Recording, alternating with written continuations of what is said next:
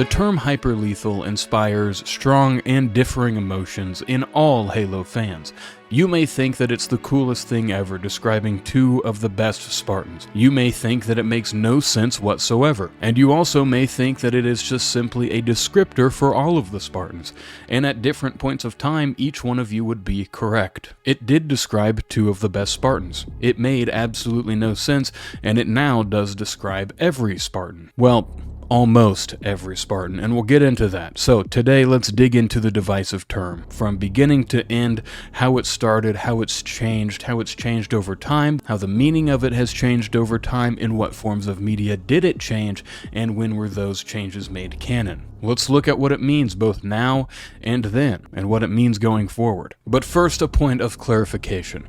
I'm going to say things in this video like I already have, that something makes absolutely no sense. And if you happen to disagree, I am not calling you dumb, I'm not calling you stupid, I'm not calling you any of those things. Hopefully you'll understand that from a lore perspective, I am merely saying that some things just don't make sense sometimes, and that's okay. With that out of the way, let's dig into the term of hyperlethal with "A Spartan Will Rise" from Halo Reach.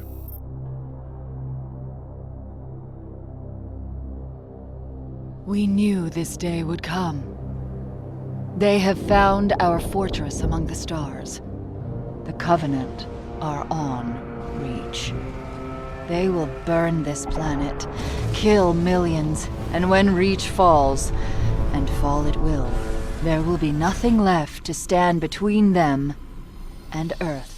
On August 17th, 2010, a trailer called "A Spartan Will Rise" dropped for Halo Reach. Now this was peak Halo hype, at least it was for me at this time. This was going to be the last Halo, at least that is the information we had at the time, and for the very first time we were not going to play as a lone Spartan. No, we were going to play as part of a Spartan team. This trailer comes about a month after the Forge World Vidoc that showed us some of the technical upgrades for Halo Reach, both in Forge as well as custom games, and it showed us the vast landscape of Forge World. This trailer also comes months after the Halo Reach beta that showed us the gameplay improvements that the game would bring, and this came out about a month before the game released. Personally, I was as excited for this game as I think I've ever been for any game. Just a little background, I was 10 years old at this time.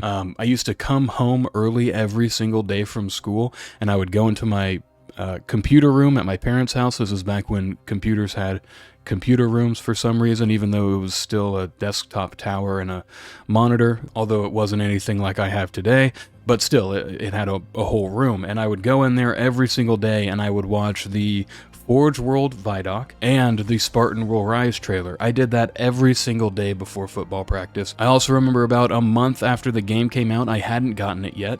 My parents picked me up from football practice and they said they had some sort of surprise for me, and I absolutely freaked out in the car thinking that it was Halo Reach. My dad, thinking on his feet, was like, "Yep, we're going to get the game right now," even though I later learned that it wasn't Halo Reach, but I was just so excited for this game that when I showed that excitement in the car when they told me they had a surprise for me, he was like, "Well, the thing that we have for him isn't going to live up to this hype, so let's just go get the game." I remember the very next day, football practice was rained out, so football practice was canceled. I came home and I played this game like nobody's business. But back to this trailer, the Spartan Will Rise trailer served as an introduction to Noble Team. We get to see Carter, Noble 1, the stoic leader of Noble Team. We get to see Kat, Noble 2, the sort of technical genius and the lieutenant commander. We get to see June, Noble 3, the stealth expert and crack shot marksman. We get to see Emil, Noble 4, the brutal savage fighter that left nothing behind him but a line of Covenant and human bodies. We got to see George, Noble 5, the only Spartan 2 on the team and the Reach native that would defend her with his life. And finally, we got to see the person we would be playing, Noble 6. The team's most recent addition. My, so much black ink. 6 has made entire militia groups disappear. Curious. Hyper-lethal. There's only one other Spartan with that rating.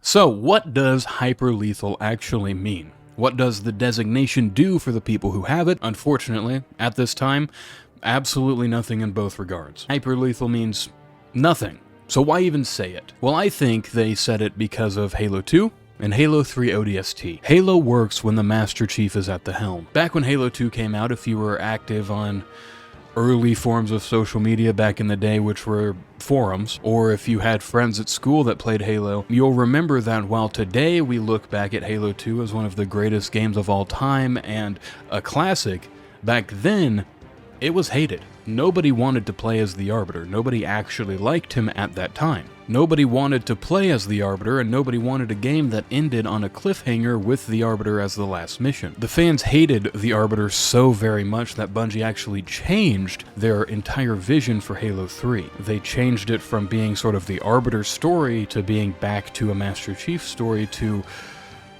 accommodate the community's disdain for the character, even though today we still think of him as a fan favorite. Now, back when Halo 3 ODST released, it was also met with a good deal of criticism. Not quite as strongly as Halo 2, at least not that I remember, or for the exact same reasons as Halo 2 had criticism. For instance, the fan base was no longer upset about playing as the Arbiter, but more like playing as these weak ODSTs. Why was the campaign so short? Why does it run exactly like Halo 3? There was a great deal of people who thought that Halo 3 ODST would have served better as a DLC for Halo 3. Now, they're all valid criticisms and arguments, but they ultimately affect Halo Reach. For the very first time, we're going to play as a Spartan that is not the Master Chief. We're also, for the very first time, going to play as a Spartan that is not a Spartan 2. We are going to play as a Spartan 3. Something that had never been seen outside of the books at this time. So if you're a marketing director, how do you show that a character that you're going to be playing as in the next game is just as good and just as likable as the character you've been playing for the previous 3 games, when your audience has shown that they do not like playing as other people? How do you get our rather volatile fan base excited to play as someone who is not the Master Chief? We give them both a designation that, in all honesty, doesn't make sense, that isn't well thought out, but give them both the designation of hyper-lethal. But when you actually pause and take a step back and actually think about the term critically, the more you'll realize that it doesn't make any sense whatsoever. Now, I'm a lore guy. You know I'm a lore guy. If you're watching this video, you're probably a lore guy too. Obviously, so much of the Halo universe is in the expanded lore. So, you and I are going to play a little game together. How many times does the term hyper-lethal show up in all of Halo's canon? There's 35 plus books, there's a dozen or so comics, there's a half dozen mainline games, a half dozen spin-off, a half dozen TV shows or movies. I want you to now comment your answer. I'm going to give you, it's a multiple choice, I'm going to give you an A, B, C, or D, and I want you to comment your answer how many times you think the term hyperlethal actually shows up in all of that content. If you've watched my other video, you know, 2.5 hours where I explain just the order to consume all of that content, you know that there's a ton of Halo content. So how many times does the term hyperlethal show up in all of that content? Is it A, twice? You already know of one of them, so maybe it only shows up another time. Is it B, 4 times? Is it C, 7 times? Or is it D, 10 times? Go ahead and lock in your answer now. How many times does the term hyperlethal show up in all forms of Halo media? Okay, no editing your comment, but it is 4 times. B. Out of all of that Halo content, the term hyperlethal shows up exactly 4 times. And for 6 years, this is the only time that term shows up. So really the only information we have about this term for 6 years is what is said in this trailer. And Halsey makes a point to say that these are the only 2 Spartans with that rating, or that there are 2 Spartans including Noble 6. She doesn't explicitly say that it's Master Chief, but we know it is. So if the Master Chief and Noble 6 are the only ones with this designation, I have to ask why. And I think it's very important here to mention the timing of the term. We have to remember that this happens, this is promotional material for Halo Reach. Now the fall of Reach happens in the game from July to August 2552. In the book, it is only on August 30th, 2552, but we're going with game for this, so July 2552 to August 30th, 2552, which means that Chief was given this term before anything that we had seen from him in a game. This was before he was alone on Alpha Halo when he had to fight through the Covenant, had to defend himself from the Flood, and had to stop Guilty Spark. This was before he saved Earth and went to Delta Halo, before he was in the clutches of the Grave Mind and survived High Charity. This is before returning to Earth and defending it once again, and this is also before he went to the Ark and almost single-handedly beat the Covenant, stopping the firing of the Halo Array with the help of the Arbiter and being stranded in space all alone. This is before Requiem. This is before New Phoenix. This is before Cortana and the Created. This is before returning to Reach and fighting the Banished there, and this is before Zeta Halo and the Banished, as well as the Harbinger there. This is before everything that we see in the games. And before all the things that we see in the games, he's rarely alone. Now, he did go on to do all of those things, and so I'm not saying he doesn't deserve this designation, but if he deserves it, I think a lot of other Spartans too, with the information we're given at this time. If you read The Flood, you'll know that the Master Chief was struggling badly on Alpha Halo. He was getting his ass kicked. It was near miss after near miss after near miss. Why? Well, because his team was either dead or still on Reach. He just didn't know. Since the beginning of Spartan 2 training in 2516, all the way to 2552, the Master Chief was rarely alone. He was part of the legendary Blue Team. And I say legendary because that is really the only descriptor for them. If you wanted something done, you sent Blue Team. They had more successful missions than any other fire team in history. They had Chi-Seti, Zoist, Seoba, Netherop, Cabulo, Jericho 7, Sigma Octanus 4, and then Reach and the orbital station above it. All of that was Blue Team. With other Spartans, sure, but Blue Team was there and they were really the star of the show. So if Chief wasn't alone during any of this, why is he the only one to receive that designation? Why wouldn't Fred get that designation? By the Master Chief's own admission, he is not the best Spartan. He comments on Frederick being better than him multiple times in all of Halo media. He comments on Fred being better than almost everyone at almost everything, but he just didn't want the attention, so he let other people win during training. And Ghosts of Onyx, Kurt chooses Fred for the field promotion to lead the Spartan 3s. Granted, Chief wasn't there, but he still got the promotion. In Shadows of Reach, Chief says that being the best known is not the same as being the best. So to me, that means it is clear that the Master Chief knows he is not the best Spartan 2, and if he is not, then Fred has to be. Why wouldn't someone like Kelly get it?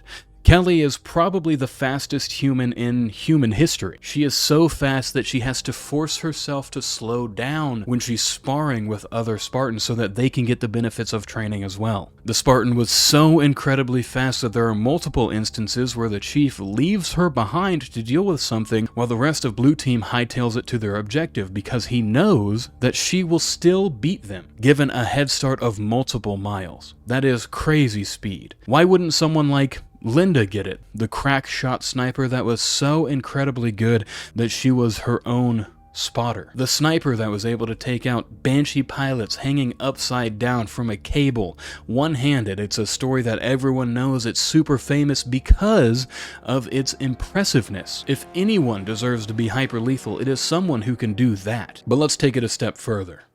The information that we have at this point, it sounds almost as if anyone can be hyper-lethal. Halsey says that only one other Spartan has it, not one other person has it. So this is a bit of a stretch, I will admit, but it kind of sounds like other people who are not Spartans can also receive the designation at this point with this information. So why wouldn't someone like Admiral Cole have it, who is one of the very few commanders who could actually take on the Covenant in space battles and win, and he did it multiple times? Why wouldn't someone like Captain Keyes have it, who did the miraculous Keyes loop? Granted, it was very, very close to the fall of Reach and his subsequent death on Alpha Halo, but still, hopefully you're starting to see what I'm getting at. Why these two people when there are people that are arguably more skilled and arguably have killed more people? Now let's actually think about hyper-lethal. It just means you've killed a lot, or you're very good at killing. You know, let's not sugarcoat it. And someone like Captain Keyes or Admiral Cole, who have blown up Covenant ships, have probably put down more Covenant soldiers than those who are actually pulling the trigger behind a gun. Now, unfortunately, in the sake of clarity and the sake of transparency, I do have to shoot myself in the foot here. It is true that the Master Chief does not believe he's the best, but it is also true that those around him know otherwise. Obviously, there's Fred, who gives up control of Blue Team to the Master Chief whenever he's around, even while Fred technically outranks him. Then you have people in the Kilo 5 trilogy like Saren Osman and Naomi 010 who both speak of John with almost reverence when they're talking about him,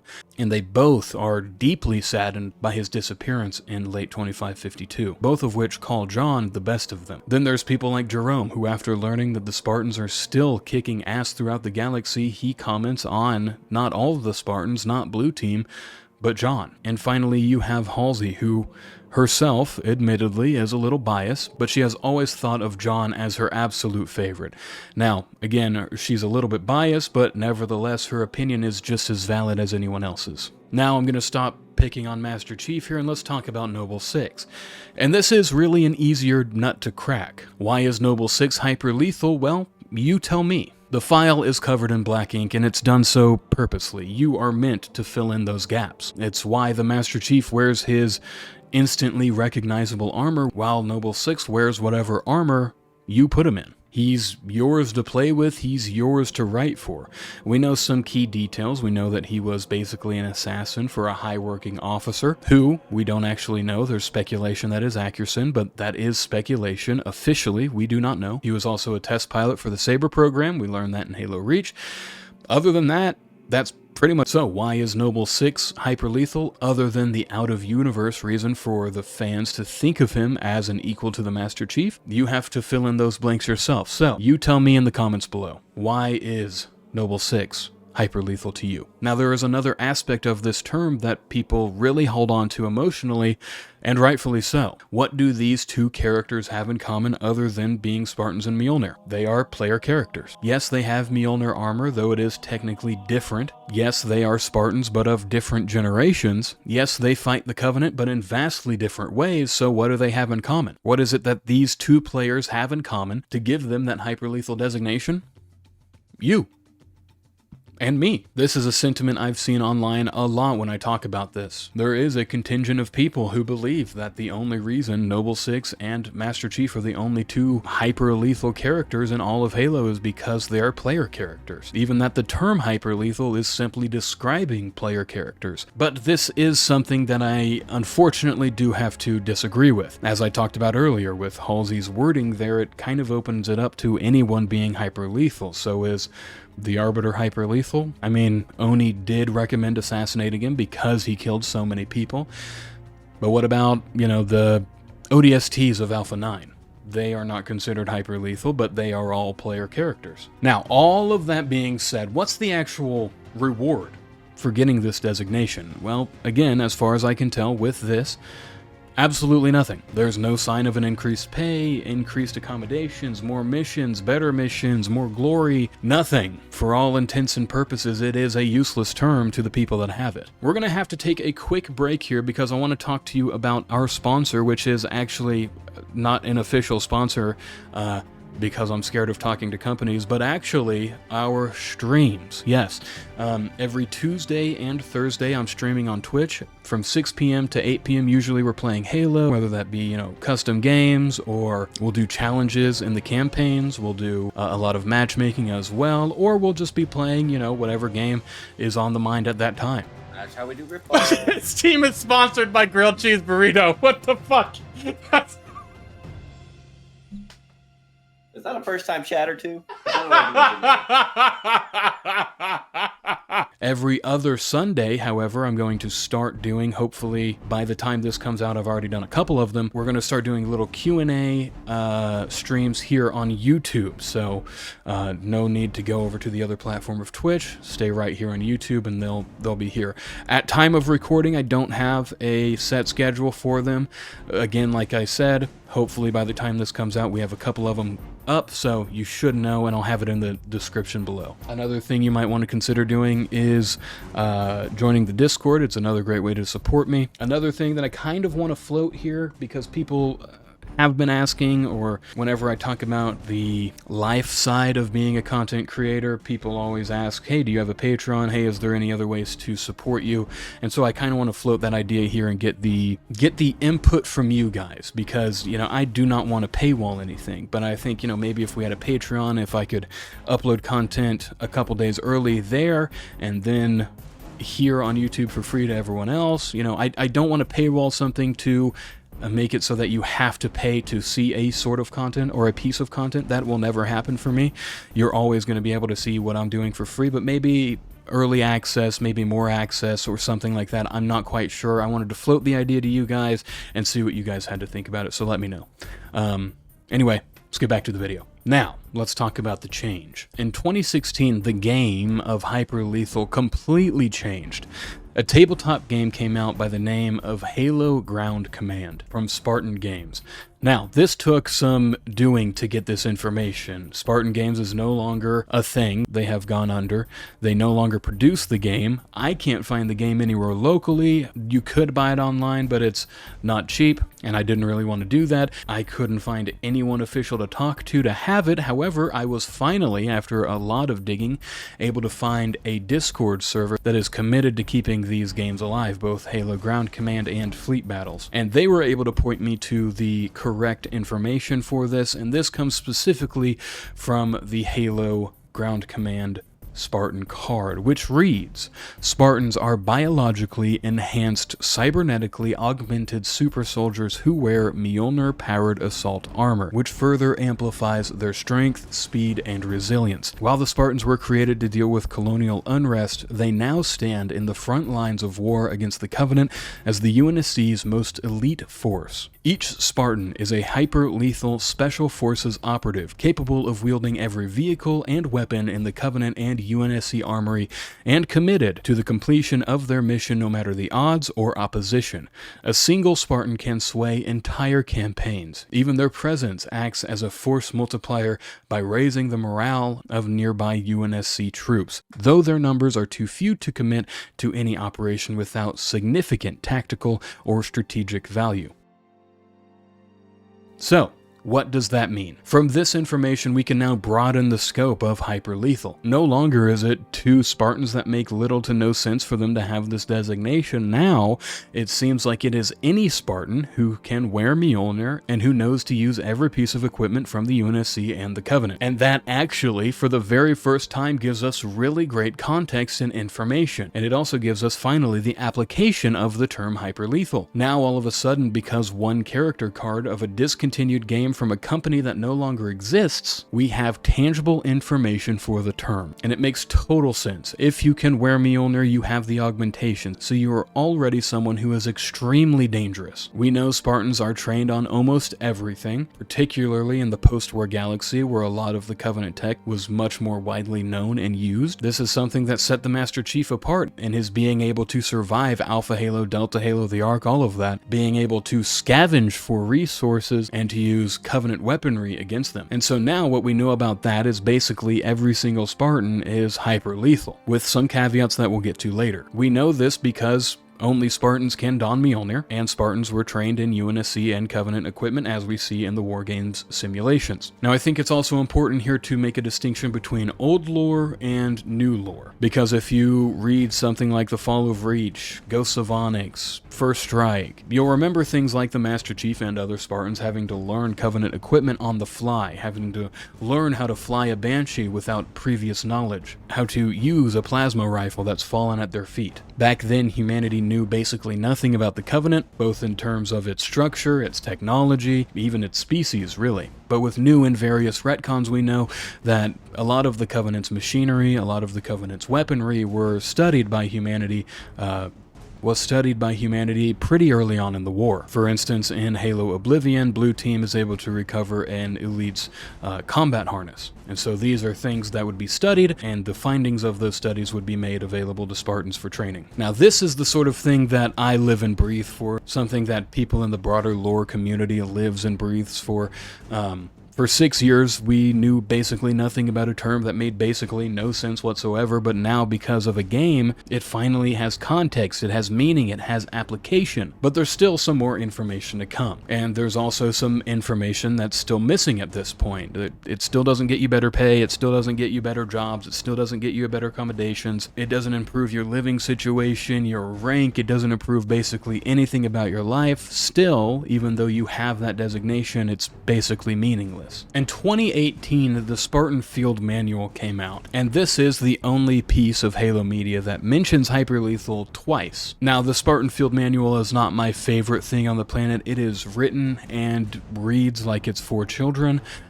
It's mostly illustrations and diagrams detailing what Spartans look like, what Spartans are, and what Spartans can do. In fact, I was blown away to learn that the Spartan Field Manual actually has an audiobook version of it. Now, I am kind of hating on it. It's not horrible, but it is something that you would find at like the Scholastic Book Fair in middle school. In fact, it is published by Scholastic. It reads as if you're a new Spartan 4 recruit and you're trying to learn everything there is to know about Spartans and what it is to be a Spartan. It speaks to you, the reader, as if you're an in-universe character, which is actually kind of cool. Now, the first time it uses the term hyperlethal is in detailing the Spartan 4 augmentations and the Mjolnir power suit. I'll read the passage for you. Spartans are hard to kill, but when paired with the Mjolnir-powered armor, they are unstoppable. Developed alongside the Spartan program, Mjolnir armor was created by the legendary Skunkworks Division of Materials Group, one of the Office of Naval Intelligence's military hardware partners. Created specifically for Spartan physiques, this revolutionary-powered assault armor increases your strength, speed, agility, response time, resilience, and overall combat effectiveness in battle. It is designed to be used by biologically augmented personnel only and requires a Spartan neural interface to function. Usage by non-augmented personnel risks serious injury up to and including limb dislocation and spinal damage. Together, Spartan 4 Super Soldier and Generation 2 Mjolnir-powered armor constitute a single hyper-lethal combat asset. Now, this is significant for a couple different reasons. You'll have to remember that the Spartan Field Manual was specifically for Spartan recruits entering the Spartan 4 program. And what this means is they have taken away the requirement for knowing every single piece of UNSC and Covenant weaponry and equipment. Now, simply being a Spartan who can wear Mjolnir is now hyper-lethal. It kind of turns it into a recipe that needs the two ingredients. Firstly, an augmented person, and the augmentations of the Spartan 4s are absolutely insane. Increased musculature and bone density, they have better eyesight, they're faster, stronger, they react quicker, they have their organs replaced with synthetic organs. In some ways, they're even better than Spartan 2 augmentations. And these augmentations take something that was once a mere man or woman and turns them into something truly deadly. Now, Gen 2 Mjolnir was a significant upgrade over the Gen 1 Mjolnir, and when these two pieces of the puzzle are combined, they come together to form someone who can be dropped into any situation, any battlefield, and completely change the outcome of that battle. No matter what was going on previously, no matter the strength of the forces involved, Spartans, regardless of generation, were the UNSC's greatest combat asset. They're the reason we won the war, and they're the reason we continue to be a superpower in the post-war galaxy. What this passage does for all intents and purposes is show us that every single Spartan who can don Mjolnir is hyperlethal, and they have earned that designation simply because they are Spartans. Now, the second time hyperlethal is mentioned in the Spartan Field Manual comes in the Spartans Enter the War section. This is a brief history of the Spartan 2s, and it shows how they changed the outcome of the Human Covenant War. Again, I will read you the passage. Newly minted Spartan 2s found both their calling and their baptism by fire in the initial decade of the Covenant War. Early in the conflict, the first class of super soldiers were broken into smaller combat teams and deployed to critical war zones, taking the fight to the Covenant in any way they could. The odds seemed stacked against the UNSC and our Spartans at every turn. With their massive carriers and planet-burning plasma weaponry, the Covenant invaded with millions of fanatical warriors who destroyed everything in their path. Opposing such a force, a small band of Spartan super soldiers may have seemed less than adequate. The key to Spartan II victories during the Covenant War was the unit's surgical precision and adherence to secrecy. Virtually unknown to the majority of the UNSC, and appearing to the enemy only as ghostly demons who could somehow best even the Covenant's elite warriors, Spartans proved incredibly effective at securing intelligence from behind enemy lines while keeping secrets like the true location of Earth out of the Covenant's hands.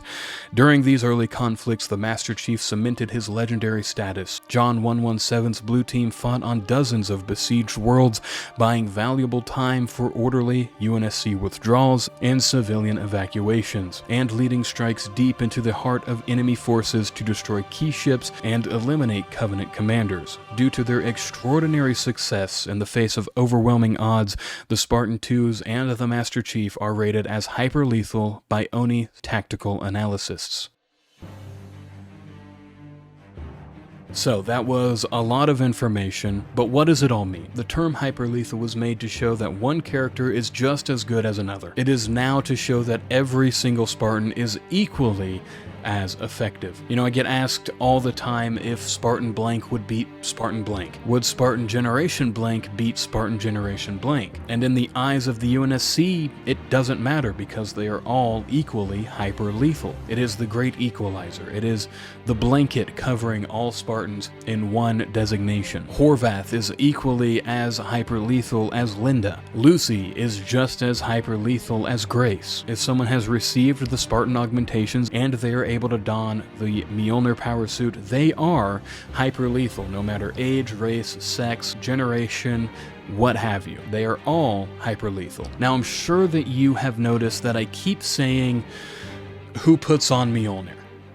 And I'm sure you're wondering, isn't that a stupid distinction because don't all Spartans wear Mjolnir? Unfortunately, no. I get frequently criticized for hating on Spartan 3s because I don't talk about them much. People think that I hate them because of that. The reality of the situation is that they're just not around very much. And they're not around very much because most of them are dead. Most of them died wearing SPI armor. They are only in a handful of books. They're in Ghosts of Onyx, the Ferret Squad trilogy, Legacy of Onyx, the Battleborn series, and a couple other places, but that's pretty much it. And the reason they show up so infrequently is because most of them are dead. We know that Alpha Company and Beta Company, for the most part, there were outliers like Noble Team, like Tom and Lucy, but for the most part, Alpha Company and Beta Company died wearing SPI armor and never put on Mjolnir.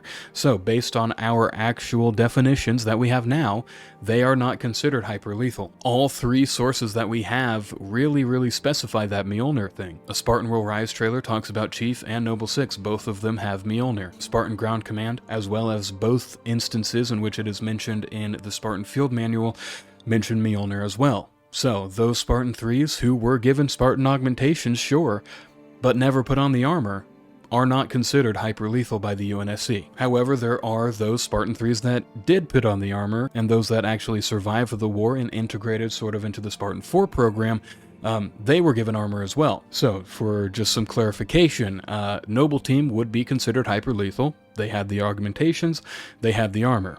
Tom and Lucy, they would be considered hyper-lethal. They have the augmentations, and now, as we know in Legacy of Onyx, they have Mjolnir power armor. However, those Spartans of the Ferret Squad, they would not be considered hyper-lethal. They have the augmentations, but they are still wearing SPI armor. So, in Ghosts of Onyx or any other Spartan 3 source of media, if you see them in SPI armor, not hyper-lethal. If you see them in Mjolnir, they are hyper-lethal. And that, my friends, is it. Thank you all very much for watching. This was a lot of fun to put together. It was a lot of fun really digging into these sources to get you good information, so I very much appreciate you showing up and watching them. These long-form videos are something that I want to continue doing. They take a lot of time, obviously. I do my 2 regular videos a day, which usually eats up most of my actual content time, right? I have my actual full-time job. I come home, I work on my 2 videos, and then I'm off, and I add these long-form content videos on top of it, which it is a huge workload, I guess, but I really want to start putting energy into the YouTube, really start growing the YouTube. I neglected YouTube for a really long time, and that was bonehead stupid of me. You guys deserve as much respect as other platforms, and so I'm really trying to turn that around and show you the proper respect you deserve. So thank you all for watching. I appreciate you all. I love you all, and I'll see you next time.